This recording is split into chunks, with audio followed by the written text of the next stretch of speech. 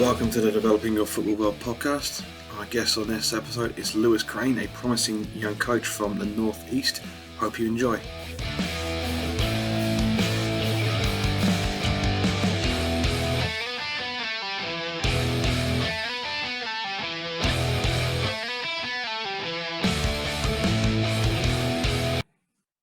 Lewis, good morning. Thank you for coming on. How are you doing today? I'm very well, thank you. How are you? Oh, I'm really good. Looking forward to talking football with you. So let's get to know you before we get into the coaching. Where are you based? So I'm currently based in Newcastle upon Tyne in the northeast of England. I'm currently working for the Newcastle United Foundation, and I do volunteering coaching with Walton Boys Club. And what team do you support up there? I don't actually support Newcastle. I support Manchester United, which doesn't please everybody up here, but yeah, lifelong supporter of Man United, which is Does that make shocking you a when I lot work of for friends? Newcastle. Well, sorry? Does that make you a lot of friends? Oh yeah. A lot of the coaches will say, "Oh, I'm going to the match. I'm going to the match," and I'm like, "Oh yeah, I'll just watch it in the house." So why Manchester United instead of Newcastle? I've got no idea. Growing up, I just always had. I think they were the first team I ever seen play football, if I recall. And I remember just being mesmerized by some of their players growing up. And I was just like, "Wow, it's just incredible." So you weren't put off by all of them. Growing up, couldn't stand Manchester United. Fergie time. It just seemed like they always got a last-minute winner. They always got a dodgy penalty, and it created a lot of resentment in those of us who were not Manchester United fans. But what was it? Do you think that appealed to you about them in particular? I don't know. Honestly, I don't know.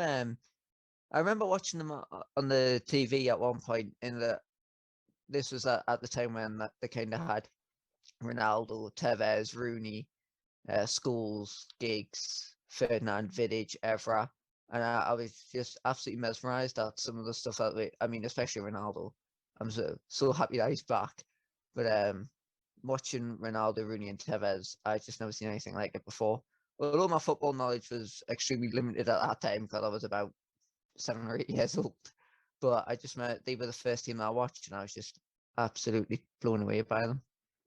And I think I just decided from then that that's going to be the team I supported. At least you stuck with them. Some people, unfortunately, don't, do they? Now, what is it? So tell us about your playing experience growing up. When did you start getting into football? So I got into football. I'm about 7 or 8, which it might be good. It's considered quite late now because some people start at 4 and 5 now. But I was about 7 or 8 when I got into it, and I was just playing like locally. I was never like a great player. I never had a promising career. I was literally just playing on Saturdays and Sundays for teams. And then I stopped for a bit. I forgot the reason why. I can't remember, but I remember I stopped for a few years playing on Saturday and Sunday, and I didn't actually get into playing properly again until I went to college. Unfortunately, I had already had one knee operation before I went to college, and I knew going into it would be quite difficult because some of the teams that you're playing against were quite physical. And I was in a match against a team for the college. We were only about 4 or 5 games into the season, and I suffered a challenge from behind, which led to us having a second knee operation on my other knee. And that kind of was the end of my playing days, which is fine. It's fair enough. I mean, I was only 19 at the time, well, 18 at the time that happened. And you never really believe you've done anything at 18. You still think, oh, I'll be all right. And I think I thought that as well, but I tried to go back again and I knew I was done. So what was it that got you into coaching? I knew a few coaches before I joined, and they had all said that if I couldn't play anymore and if I still wanted to be involved, then I should probably get involved in that and see how I done. And to be honest, at first I was 50-50 on the idea. I would enjoy the fact that I was still able to have some role in football, but I wasn't at the beginning confident enough in my abilities to coach players. when I first got involved, and I thought, ooh, like I wonder if this like might turn out well, or I wonder if I've got it in us. So I just I got involved with Wars on Boys Club. I just contacted them through the website and said, look, like if you need any coaches, like I can come and like help out.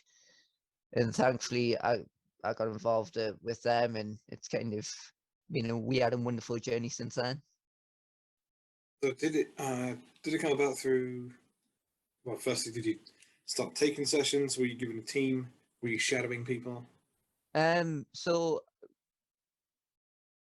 at first, I was an assistant at first, but the way it worked, it was weird. Essentially, me and one other coach were running two teams at the same age group, but they trained on the same night. So he would take one team and I would take training for the other team. And then there was at times where not all the coaches would be available for other teams. So I would just go and kind of help out in their training sessions as well. So I got experience at multiple age groups from very early on, which I think helps now.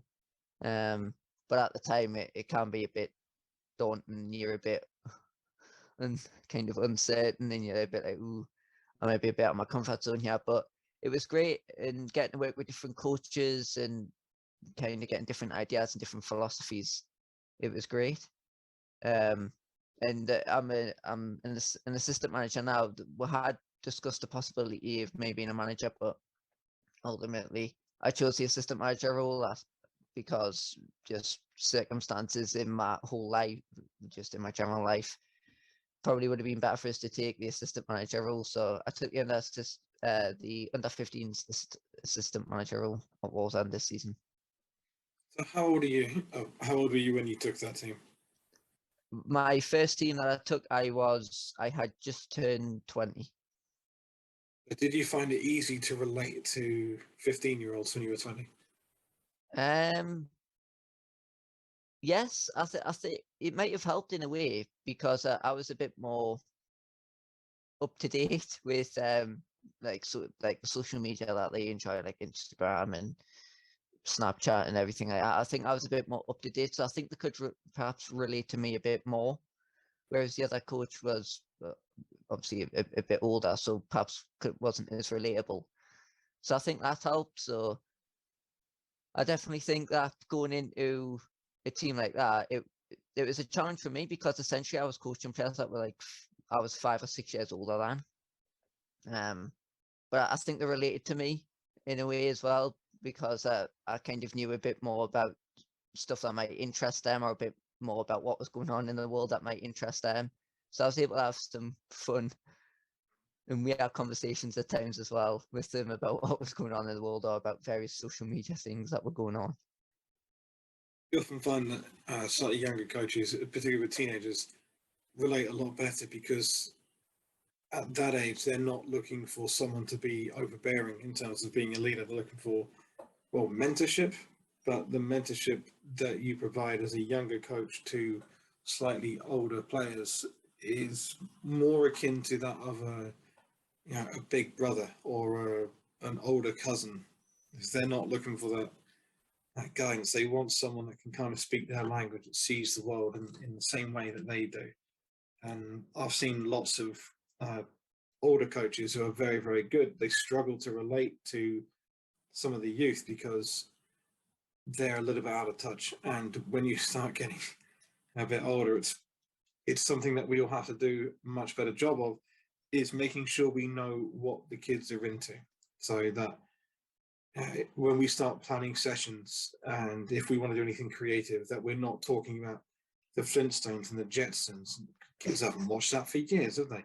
We need to know what they're paying attention to these days. That's why you see a lot of coaches, they shared Fortnite and Minecraft resources. That's really good because the kids, I don't have to play Fortnite to understand Fortnite. The kids just need to know what Fortnite is, and they need to find a way to kind of shape that into the session. So with Wallsend Boys, you're working with them, and then you got into Newcastle United Foundation as well. How'd that come about? Yeah, so Newcastle United Foundation used Wallsend's facilities like 4 or 5 times a week for various programs, and I just kind of went into Wallsend one day and seen that Newcastle were here and got involved. I just kind of started volunteering for them on all different programs. I was involved in the BTEC program for a while, working under Terry Mitchell, which brilliant coach. Anybody that ever gets a chance to work under him, it's phenomenal. Got to the FA Vars final with Consat. So just learning from him and being with him for 4 or 5 days a week, depending on the kind of how the week was structured that week. It's just incredible.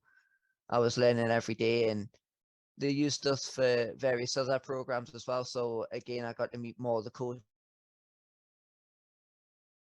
and I got on well with them all. And I started just kind of like helping them out a little bit, not fully running the sessions, but sometimes it was just like, can I place the cones out, or can I just like pick them up, or just help them transition from one practice to the next. But I was more than happy to do it because it was all a good experience, and some of the stuff that I was learning from those coaches is just incredible, and I still keep a lot of what I've learned from them. And this was about a year ago. I still keep a lot of the lessons that I've learned from them now, and try and use some of the techniques that they taught me now. So great, fantastic experience. And eventually, a few months ago, they asked if I wanted to come in all together as a coach for them all together and actually work for them. And I said yeah. And since then, it's been a wonderful journey since then. A busy one, but it's been wonderful. You'd rather be busy coaching than busy doing anything else, right? It's still in football. Yeah, true. So what does your current week look like in terms of sessions and games? So my schedule changes week by week. But it normally ends up being 7 days a week. Mondays I could be doing anything from schools to programs on a night time with Newcastle, and then I also play like a little 6-a-side game on a night time, but that's just something that I do just in my spare time. Tuesday, it's normally school. However, it's normally schools on a Tuesday. However, throughout the summer, they did have various summer camps on, through Newcastle United. So I was put on them a lot of the time, and they were all over in like Alnwick and everything, which is about 40 minutes away from where I live. But they were great as well. So I would be put on them, and you would experience all different age groups. One week you might have the youngest, next week you might have the oldest, and you would just rotate the groups that you had every week. So they were brilliant. Wednesday, now that we've gone back to kind of the school season, a lot of our work is done in schools. But a lot of the football development stuff has just started back up. So I've worked with disabled children. Excuse me. I've worked with disabled children. Now that that's started back up, I've worked with refugees as well. We'll put on a session for them. They're adults, but again, great experience. And we also do stuff. So we do like an advanced program for children on a night time. That's going to start back up in a few weeks' time. Essentially, they get guaranteed a certain amount of sessions a year, and they get like the Newcastle kit and everything. And they normally end up getting training sessions about 4 or 5 times a week. So it's normally from 4:30 to 5:30, or depending on whatever facility you're using, the time could change, but that's just what I'm aware of the time being. So I do all sorts really. Thursdays, Go on. Thursday is normally schools again, but again, advanced normally runs on a Thursday as well. So you might finish your school, then have to go straight to advanced. Friday is normally off on the morning, sometimes, not always, but that would normally be schools as well. Then it's like a 4-hour advanced session on a Friday night. So you would do 2 different groups for an hour and a half each, and then kind of like have a half an hour in between just to break the sessions up. Saturday, normally I would either have a game with Wallsend, or I might do a partner club session with Newcastle United Foundation. Newcastle have all these partner clubs in grassroots where we kind of go in and run sessions for one of their teams 2 or 3 times a week. And Sunday, it's normally either a game for Wallsend, or I'll be doing something for Newcastle at some point. I do also do just a little bit of stuff on the side just for a little bit of extra money. So I do do a few birthday parties and everything as well. Not always, but that sometimes happens on Sunday as well. That is a very, very wide range of coaching in 1 week. You're doing school sessions, BTEC team sessions, working with players with disabilities and even refugees. So the refugees, taking it that there's not a high level of English there. No, there isn't. With them being mainly adults, you can kind of communicate with them. They do understand a little bit of English, but you've got to be really careful as to how you word things. And sometimes you may be required to speak just a bit more slowly, just so they can understand. But they're all great. They're fantastic people, and never cause you any trouble or anything. And it's a really good learning experience to be able to learn some of their stories as well and hear some of their stories. It's just absolutely incredible. And we put on a session for them. 2 seconds.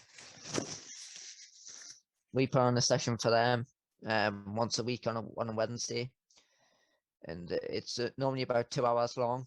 But again, fantastic experience. And again, I was first time I'd done that, a bit out of my comfort zone, because the English level varies depending on the person. So some of them understand it quite well, some of them don't. So you've got to kind of change the way you communicate with each person. Sometimes you may be able to communicate through making like hand signals or gestures. Sometimes they'll only understand a few words of English, but they'll understand enough to know what you're doing. And then some of them you can just have a normal conversation like me and you are now. So that was a challenge, but it's great, and they're all great as well. Fantastic. They're always so happy and willing to help you and everything. We even joined in the session a few weeks ago and played like a little six-a-side with them, and that was great as well. Some of them are quite talented at football as well. That's really good from your point of view because it's challenging you to think about your communication skills and how you get points across, and what sometimes you might think is a very, very simple point. How do you get across a simple point to someone who doesn't understand the words that you're using? And that will come in handy for working abroad in countries where English is not the first language. Now, with the disability group, what kind of challenges do you face there? Well, we have a wide range of disabilities that come into the sessions. So you've got to really change your approach to the individual. So, for example, we never do anything quite complicated. We might just play a few fun games, but kind of football orientated. But you've got to. What I found is with them is that you've got to be really positive, really enthusiastic with them a lot as well. You should be like that in any case in coaching, but you've kind of got to push it up a next level when you're working with disabilities. But again, great experience, because some of them may have communication issues, so you've got to figure out new ways of communicating with them. Some of them may have kind of issues with movement, so you've got to find out new ways to incorporate them and how they can still enjoy the session and take a part in the session. So you've got to kind of match the session to everyone and be able to adapt it to the individual people's needs, because we don't know what's coming to the session until they walk through the door. So, for example, we've had people that are kind of in wheelchairs and we've had people that aren't. So we've got to find out new ways to incorporate them into the session, and so everybody can still enjoy it, because the last thing that you want is for one person to come and then you can't adapt the session to them. That it's not really fair then. So you're constantly thinking about how you can change the session and how you can help it meet their needs as well. So again, it's a challenge, but it's a great one. It's a challenge in a good way, and working with kind of disabled children and disabled adults as well is fantastic. Now, let's talk about what your ambitions are as a coach. What is it that you're thinking that you would like to end up doing, or you're not sure yet? And what kind of areas do you think? Community coach, academy coach, want to go abroad, analysis, anything? What are you thinking of? I would really like to go abroad. Going abroad has been a big goal of mine now for a number of years. I've been accepted twice so far, but unfortunately both moves haven't came off due to various circumstances, COVID being one of them, but there was a few more circumstances as to why the moves didn't come off. One of them was so close to the point of where I kind of had the contract pretty much in my hand, and it didn't come off at the last minute. And when stuff like that happens, especially when you've got all your hopes up and you've waited for months for it to happen, it can really have an effect on you. It was heartbreaking at the time. I'm not gonna lie, it was, and for a few weeks I did feel pretty down about it, but more opportunities have came up now, and I know kind of with COVID things are still going to be difficult, but I'm still looking to go abroad 100%. That's a massive goal of mine. I would like to work in an academy at some point as well. I think working with that quality of players and also that quality of kind of coaches, I think it'll only be good. It'll be a great experience. I think it'll be a great challenge, both personally and professionally. And that's how I feel about going abroad. I think going abroad, especially if it's to a country where English isn't the first language, I think it'll be a great experience personally.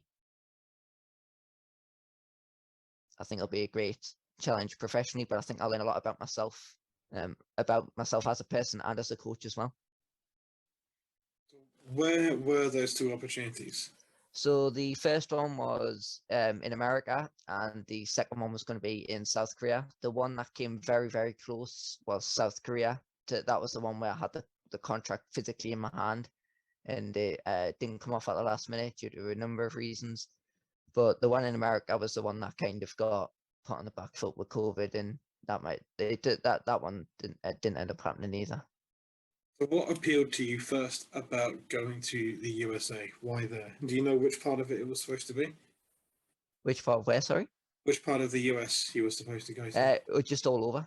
So they were going to have you in multiple different states and kind of just dot you around. Depending on what time of the year that you went around, you would stay in one place for one part of the year, and then you would kind of, after that part of the year was over, you would kind of move states a bit. So just all over. It wasn't for like a specific destination. Why the US? I mean, surely not just the hot dogs, right?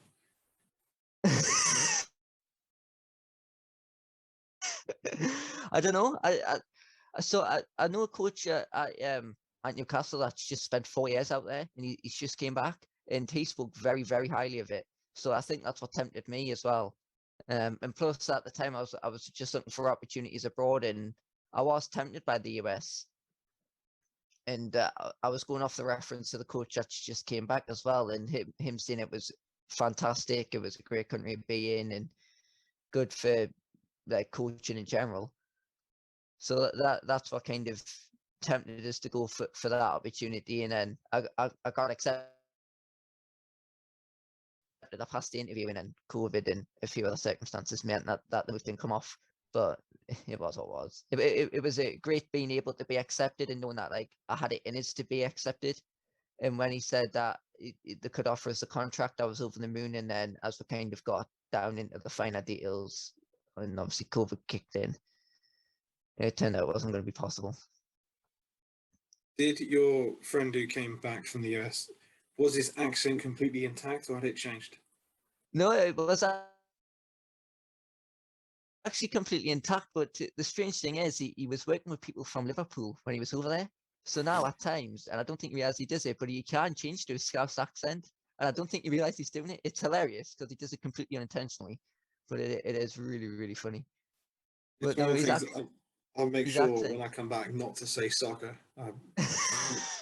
Yeah, apparently they've got a lot of different terminology. So I mean, I don't know how true this is, but apparently bibs for us is called pennies over there.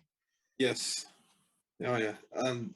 There's lots of other ones as well. And obviously Cleats. what we call a lift, they call elevator. Cleats, Oh yeah, that was another one. I called it an elevator the other day and nearly hit myself. we call it break, and they call it recess as well. I think that's another one. Oh yeah, and they have a lot of football phrases. For instance, that they say "take your space." So if you have the ball at your feet and there's no immediate pressure, we might say "drive," and they say "take your space." And I found myself saying that recently because to some players that paints the picture in a better way, particularly if you're working with players that are new to football. If you say drive, they literally imagine a steering wheel and pedals. They can't get the concept of no, I mean accelerate into the area that's in front of you. And so I found with them saying take your space is actually a little bit better than and saying drive, although I do cringe when I say it because I didn't enjoy this until over there. So my first go abroad was in Canada, which is culturally very, very similar to here. And so that was a very, very easy step into, I don't feel like I really left my comfort zone at all, apart from leaving friends and family and having to learn somewhere completely different. The language was the same, the outlook on life was the same, apart from a few people that spoke French. It was really very easy to assimilate into. And the US is, we all know it. We know the movies, the TV shows, we know the landmarks. But South Korea, there's not many places that are further from us culturally. And I think once you start getting to a country where they don't use the same alphabet, because if you go anywhere in Western Europe, you can read the road signs and kind of get half an idea what they're on about. But when you go somewhere like that where the alphabet is different altogether, then you feel very, very far from home. So South Korea would have been a huge step outside of your comfort zone. What appealed to you about going there? So I've had just an interest in Asia for some time now. I like studying about the countries that's over there. I like learning about their culture and kind of about their kind of outlook on life and everything. So I've just had a general interest in them. And then the more I've kind of gone into football and the more football I've watched as kind of the years have gone by, I started getting, or kind of not getting used to learning about different leagues. So I started learning about some of the Asian leagues as well, to further my knowledge about the country, but also because that was the sport I was interested in as well. So when I started learning about those leagues and those players and the teams over there, and then the opportunity came up to go there, I thought, well, why not? I thought it'll be a massive challenge, but you know, good, because that's what I'm after. I was after that challenge. I wanted to be pushed outside my comfort zone. I wanted to be kind of pushed into kind of an uncomfortable situation, because I think I would have had to have found different ways to communicate with players and in different ways in communicating in general, not just with players, but just in everyday life. But I was certainly ready to take that step. It would have been great. I think it would have been a great experience. I've spoken to a few coaches that went out there, and they've spoken very highly of the country and of the people of the country. But ultimately, it didn't come off. We had discussed terms for months, and it looked like it was going to happen. Everything had been agreed, literally on to the last step. Had the contract physically in my hand, and broke down at the last minute. That was hard to accept it at first, especially when I'd had my hopes up about going there and stuff had been so long. Then COVID put everything on hold, and then we got the opportunity was still there after COVID. So you thought, great, it's going to happen now. And then everything was agreed. The contract was there, and I was like, get in. This is it. First chance abroad, first job abroad. This is what I've wanted, and fell apart at the last minute. I think I've had a few experiences like that. There was one at the time I was in shock. So a few years ago, when the US changed their president to the guy with the very, very big anti-immigrant rhetoric, I was offered a job in the US. I eventually got there, but about 4 or 5 months later, due to lots of problems with the visas and all the delays. And I felt like a bit of a twat because I'd quit my job and had leaving parties and said goodbye to everyone. Yeah. And then I was still there for a few months. That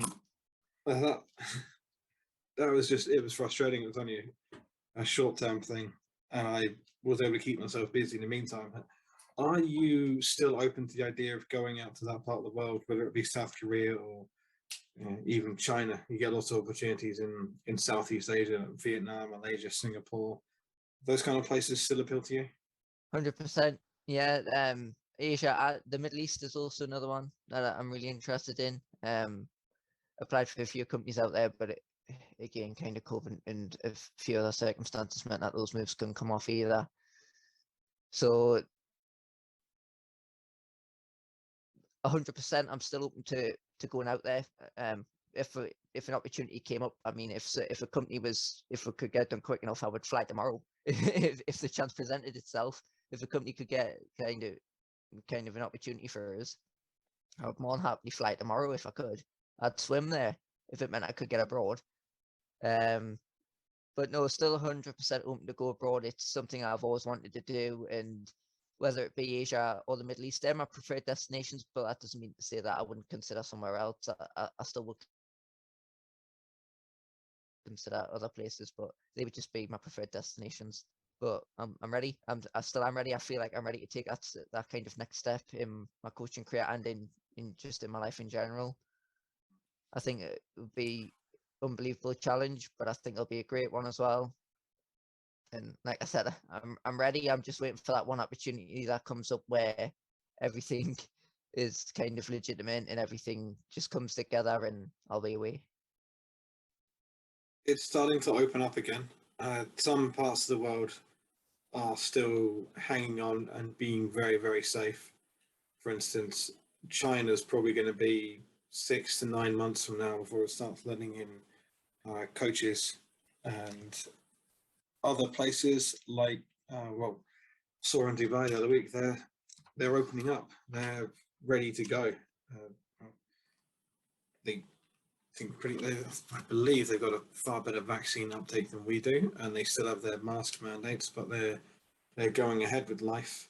And so some of the Gulf nations will be places that will be open in the very, very short future for coaches to go to. I think we've actually put up a few jobs in Dubai recently, Abu Dhabi, and I think one or two might have been in Qatar as well. I'm starting to lose track of it all, but that part of the world is starting to open for it. I don't quite know yet about the US. I think they're still trying to figure it out at the minute. What particularly as companies often recruit large amounts of coaches, they get visas in bulk, and those visas are dependent upon the size and the needs of the companies. And I think it also varies from state to state. So I think a lot of them are taking stock at the minute and seeing what they need and what they're allowed to get. But in the next, between now and the new year, things will start opening up, and we'll get a lot clearer idea of how jobs are going to open up around the world.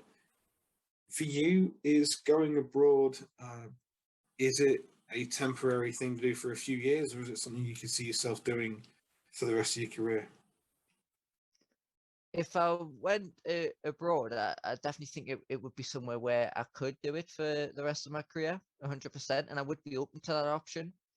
But I mean, I don't know what's going to happen in the future. I might only be there a few years, but certainly if I went abroad, I could certainly see it turning into an opportunity that could last potentially the rest of my career, or could potentially the other opportunities that could open up in that country. That could mean I could be there for the rest of my coaching career. And if I was enjoying it, I would certainly stay. I would certainly stay there for the rest of my career, and I kind of hope that it would last my whole career. In fairness, but I'll also maybe come times where it's time to move on and go to a different country. But I never know. But I would certainly be open to the idea of, once I'd went abroad, if the opportunity presented itself, of being there on kind of a long-term basis, and whether that be with the same opportunity that I'd originally went out there with, or whether that be an opportunity with another club or perhaps another company. I don't know, but I would have to wait and see. But I would certainly be open to the idea. So that's usually how people get the better long-term jobs, is they go to a different country, they take a fairly basic low-level coaching job on a working visa, but once they're there, they make connections, and then they get the better job. So a lot of the guys in the US who are coaching at good college levels, or even USL or MLS or NWSL, they went over like the rest of us, predominantly as 9-month visa staff or as summer camp coaches. They liked it, they met people, they impressed, and then further down the line, they were offered a job that, one of those jobs that you're only going to get if you know someone who knows someone. Uh, when you're earmarking, I think football is an industry where there's a lot of trust involved. So you go with people you know. So if you're the other side of the world sending off your CV and your application form, and your CV might look as good as anybody else's, but if they know who you are and what you're capable of, if they've met you personally, then you're more likely to get preference because they can trust, they know for sure they've met you. They know you're not a dick. Whereas the other end of the world through emails, they don't know that yet because we can all be professional by emails. But this is why I am a big believer in things like making the most out of our online resources. So things that we can do as a network are podcast episodes like this, so we can showcase you and what you can do, the articles as well, but also uh, LinkedIn and YouTube are fantastic for it. So you've got license X, Y, and Z, but this other coach has got license X, Y, and Z. You've got this many years at this level. That coach has also got this many years at this level. You say that you're a player-centered, possession-based coach. The other coach says they're a player-centered, possession-based coach. Aha. But I've got samples of my work. Here's a link to my YouTube page. Here's me coaching. Here's my teams playing. I don't think we make enough use of those resources. And I say it several times, is that any of us with a bit of help can learn the right body language and speak coherently and dress appropriately for an interview. But that is so far removed from the actual coaching field that you're not necessarily showing you, the coach, you're presenting a version of yourself which passes the interview. And I've met tons of good coaches who are quiet introverts, struggle with eye contact, but you put them in a pair of shorts, give them a whistle and a clipboard, and suddenly they're a brilliant coach and they're full of life and they're full of information and the kids relate to them really, really well. And there's other coaches which have got firm handshakes, make a lot of eye contact, they're bubbly, extroverted, who couldn't coach their way out of a paper bag, but they look far better in interviews. And I think it's not, an interview process is not completely without merit, but I do find it to be a false indicator of your coaching ability. And sure, you can always doctor videos, and yeah, you might record 10 sessions and 9 of them are pure crap, and you have one good one, and that's the one you show. Yeah, sure, we can all do that to a point, but I think that interviews don't allow people to show who they are as a coach. I don't believe CVs do that in the same way. You want to know, as a potential, as an employer looking at potential employees, can they coach a certain way? Do they exhibit knowledge, communication skills? Do they relate to players? And we can all say we can. All of us can say that, yeah, I do that. We can all say that in our interviews, but how many can actually back it up? And I think with technology, the world is becoming far, far smaller. It's far easier to communicate. We should be making a lot better use of this kind of stuff. And potentially in the next couple of years, you can start to build up a portfolio of who you are, what you can do, showcase it. So that in a few years' time, or even in tomorrow, if you say you're willing to swim there, you might have the edge over someone else simply because you've got proof of concept. You've got proof of your product. So I am Lewis Crane, the coach. I am good at this, this, and this. Here's my video proof. Does the other candidate have that? Well, maybe not, but I do. Here's my video. And I think we should be doing a lot more of that now. I've gone off on one, as I typically do, and I'm sorry about that. So Right. what areas motivate you most about coaching? So you want to go abroad, you're open to that idea, but what kind of role? Senior team, youth, head coach, assistant coach? I would go numerous roles actually. There's quite a few that I've enjoyed and having experienced at multiple different age groups. I enjoy doing kind of well, starting under 10, I enjoy enjoy kind of like 5, 6, 7. I enjoy that.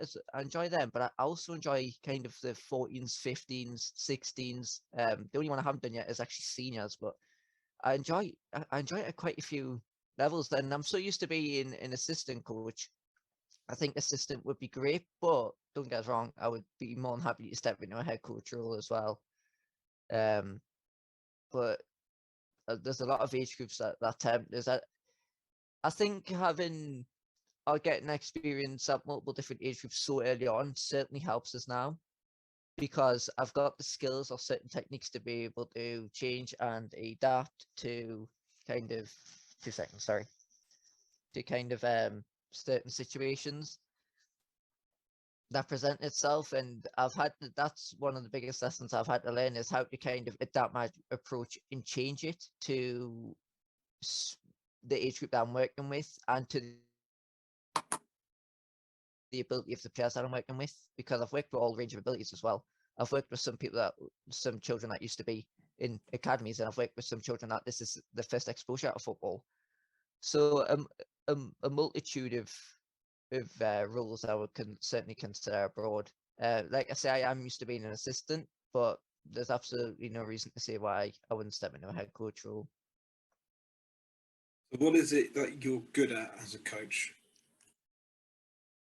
I would say I think I would obviously making the session safe, fun, and engaging, but again, that's what every coach should do. I think I'm good at being able to communicate with different people. My earlier work experience before I joined football, I've had to learn to communicate with a different range of people who need a different amount of needs on a daily basis. So I think that's helped us now adapt my approach, and I can use certain techniques or certain kind of methods to communicate with different people and try and get the best out of them from within the session.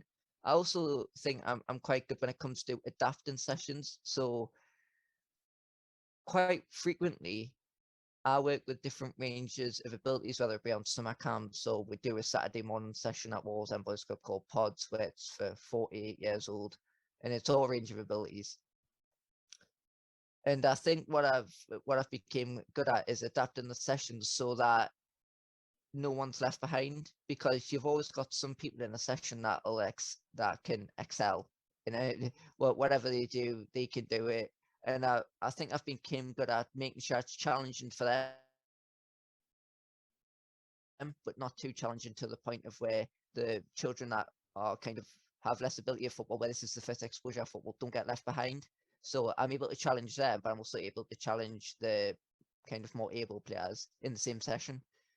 So I think that's what I've become good at. But I certainly think one of my strong points has been communication and learning different ways to communicate with people and different methods to communicate with people. And I think I'm able to, like I say, with my work experience before I got into football, I think I'm able to be able to communicate in diffuse situations as well, when perhaps sometimes some things can get a bit heated at times.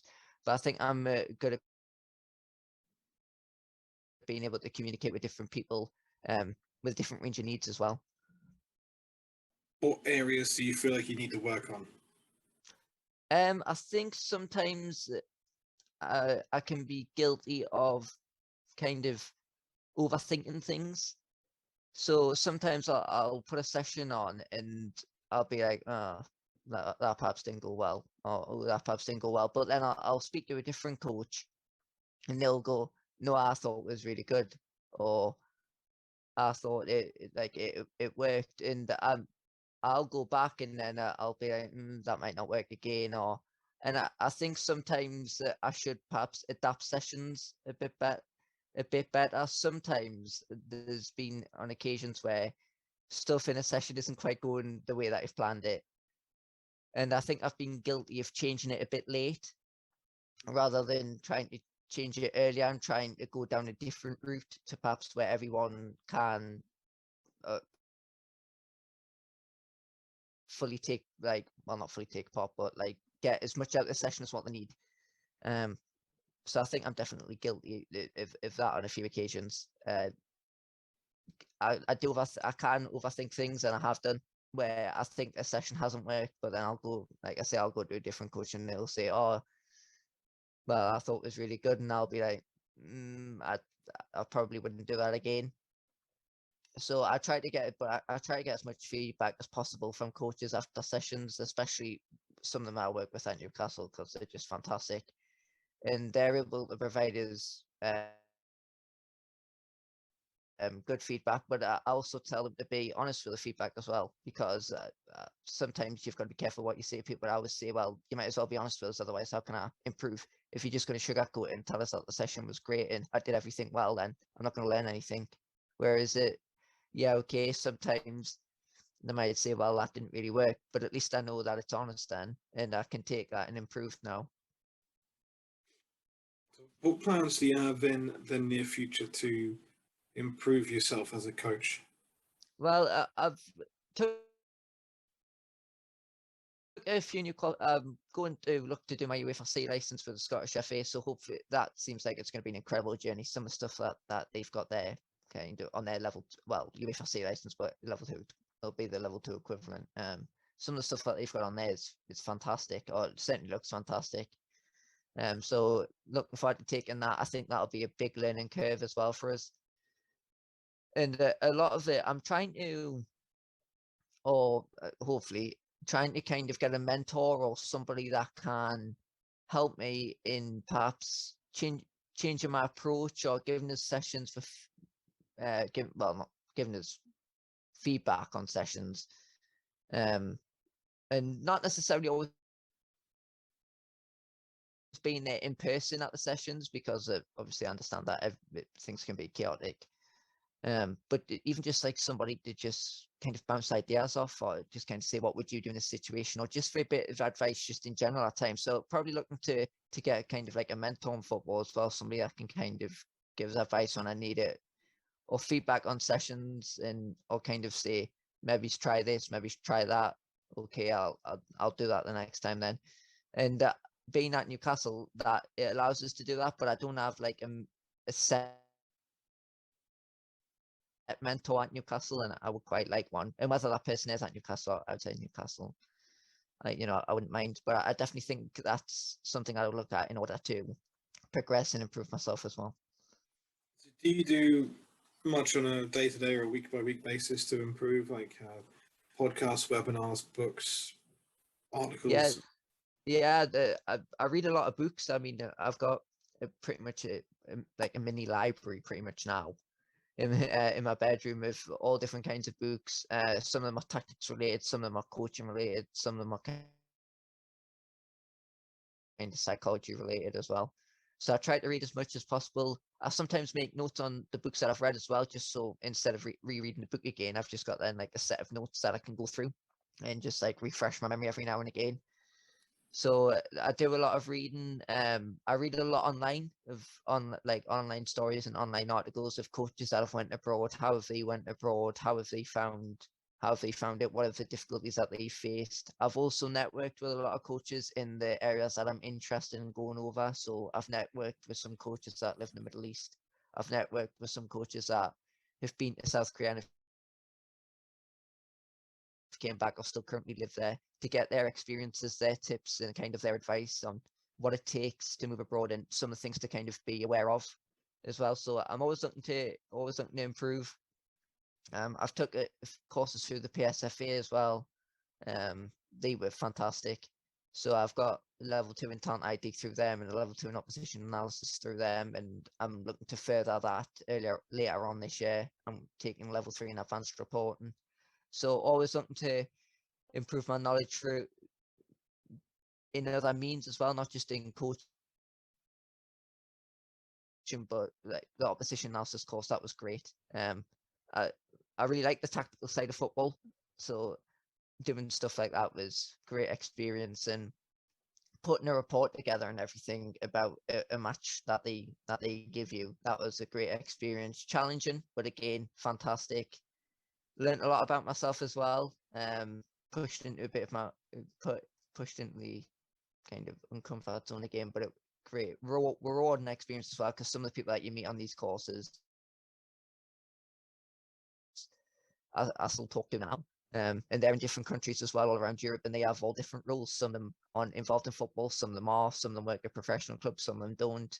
So it's good to share experiences and network with them as well, and kind of get their advice, their tips as well. So I'm always looking to improve through a multitude of different sources. What are some of the books that you've enjoyed and learnt the most from recently? I bought one that it was Renus Mikkels' Team Building.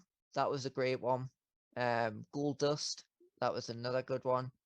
Rasmus Ankerson? Yes, it might be. I can't remember the author as well, but yeah, that was a good one. I'm thinking of Gold Mine. Sorry, that's one about finding talent in different places. That's similar title. I'm getting them mixed up.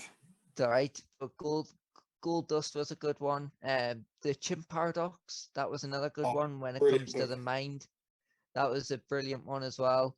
And then I've bought a few for just like pleasure reasons, just because I enjoy reading them. Vit and the Pyramid, the history of football tactics. That was an excellent read to see how football's kind of adapted and evolved as times have went on, and how various coaches have brought different stuff to the game.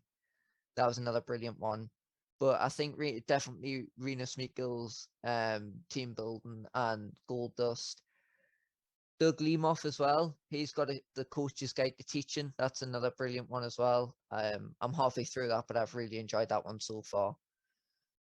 So I would say they're kind of the three main books that have had the most impact on me. But I have bought a few where just for pleasure reasons, really, where I just enjoy reading them.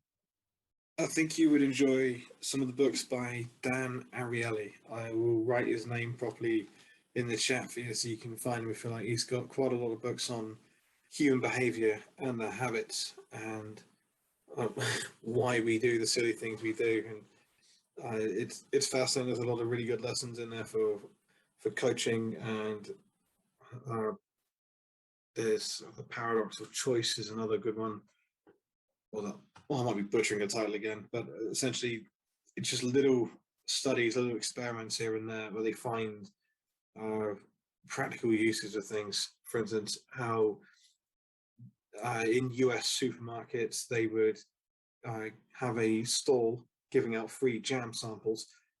When there were 6 different samples of jam, they got a lot more people come and not only try the samples but also purchase jam, compared to when there were 30 samples, because we like choice, but 30 samples was too much because people their brains were getting fried and they weren't even bothering, and they then definitely wouldn't buy anything. And I can relate to that when I go somewhere like an ice cream shop and they've got 30, 40 different flavors or chocolate. I'll just have that. All these other ones, I don't know what they are. That's also why I think some of them are like Pinkberry, very, very successful, and they've only got 8 flavors. And it's very simple. You know, well, you're able to make an informed choice when there's a more limited amount of options, and yet we think that we want loads of choice. But when there's so much choice, you're not able to properly evaluate all of them. And so how we can reflect that in our session design, how we can manipulate the constraints, but also they're just fascinating to read for human psychology in general. Brilliant books. I'll write down his name after so you can have a look for him if you want, if you would find him interesting. He's got probably 4 or so books, which are great. Really good TED Talk as well. And also, have you seen anything by Sir Ken Robinson? I haven't actually.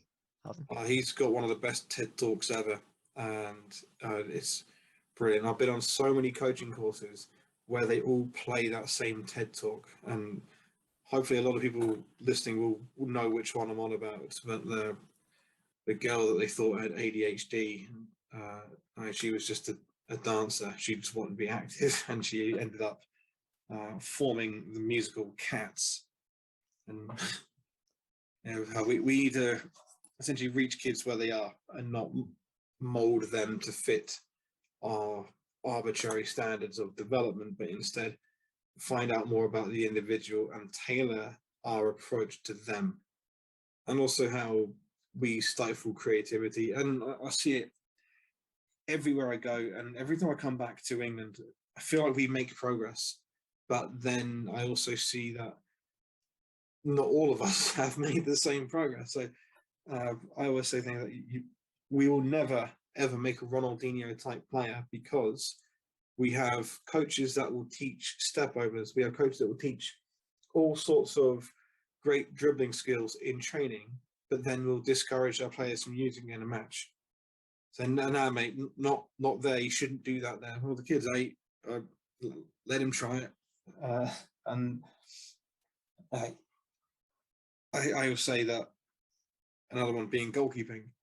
We won't create Manuel Neuer type goalkeepers because too many of us don't allow our keepers to play like that.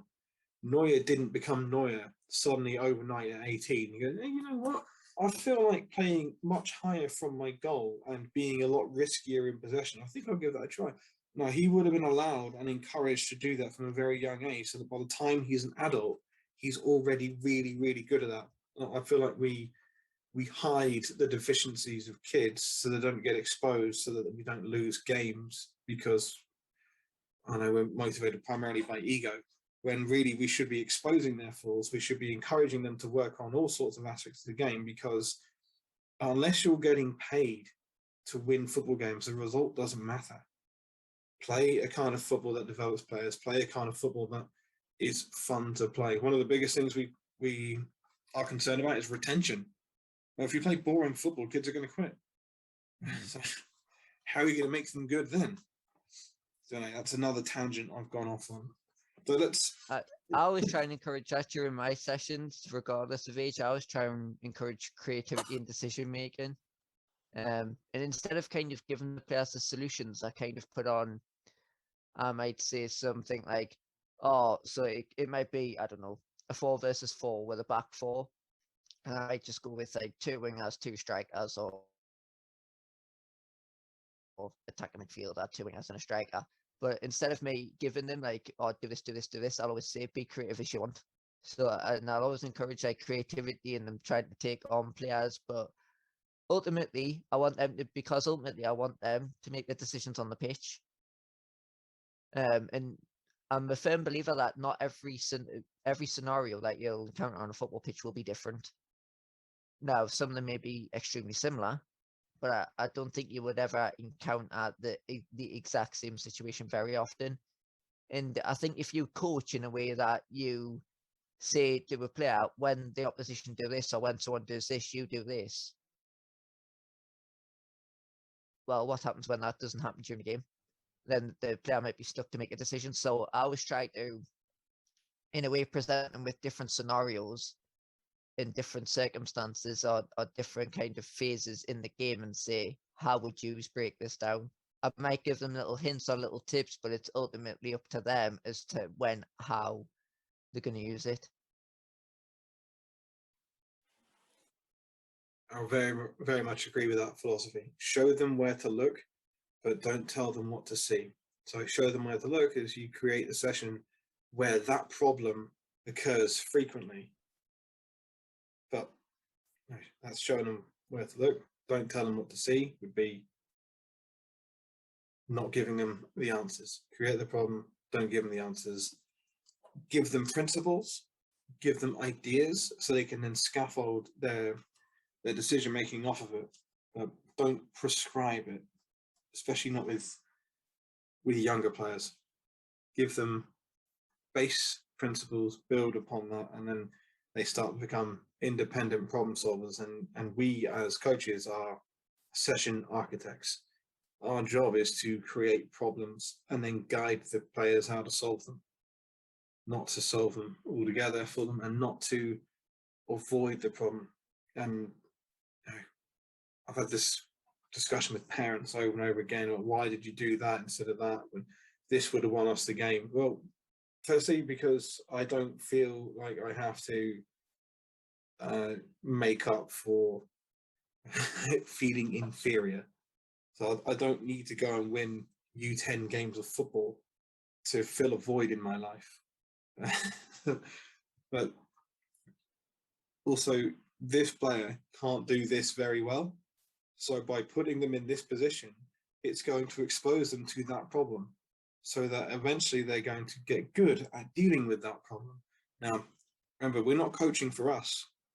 We're coaching for the player of the future. The 10-year-olds that we are seeing on a daily basis, it's not them in the now, it's them in the future. So that when you're 20, 25, 30, hopefully you're still playing football. Hopefully you're good at football, but also hopefully you can do the things that you now can't do. And so many coaches sweep problems under the rug and expect it to be dealt with along the way. So if you've got an 8-year-old goalkeeper who can't take a goal kick, best way to deal with it, well, we'll get the defender to take it. And then surely the goalkeeper will improve their kicking technique through just osmosis. You know, that being around footballers will, no, we have to get them to do it. And they're going to be crap. And we're going to concede 20 goals a game because they can't play out. But then next week you'll concede less, and then you'll concede less. You have to face the problems and put your ego aside, make the kids better. You know, we talk about winning mentality and say that well, a lot of parents try and praise, I thought we want to win games, don't we? Thought, yeah, but the game I'm trying to win is the game tomorrow, not the game today. Yeah. You know, the game today is pointless. A bunch of kids having fun with their friends in the park. I mean, I'm not bothered about this. The game I'm trying to win is this kid still plays football when they're an adult. I want to win that game. This kid is an intelligent, competent, creative footballer by the time they reach adulthood. I want to win that game. A lot of coaches are stuck in winning the game today. I want to win the game of the future where I make my players lifelong participants who love football, but also competent. And yeah, that means exposing them. That means probably sabotaging your chances of winning youth football. But again, I don't have a void in my life that needs to be filled with that. So yeah, I think a lot of coaches do try to take shortcuts in the like with stuff like that you just said, like get defenders to take the goal kick. But for me, there's no worse sport to take shortcuts in than football, because you're then damaging that potential player's development. And that might not just affect them at that age group, that may then potentially affect them at older age groups as well.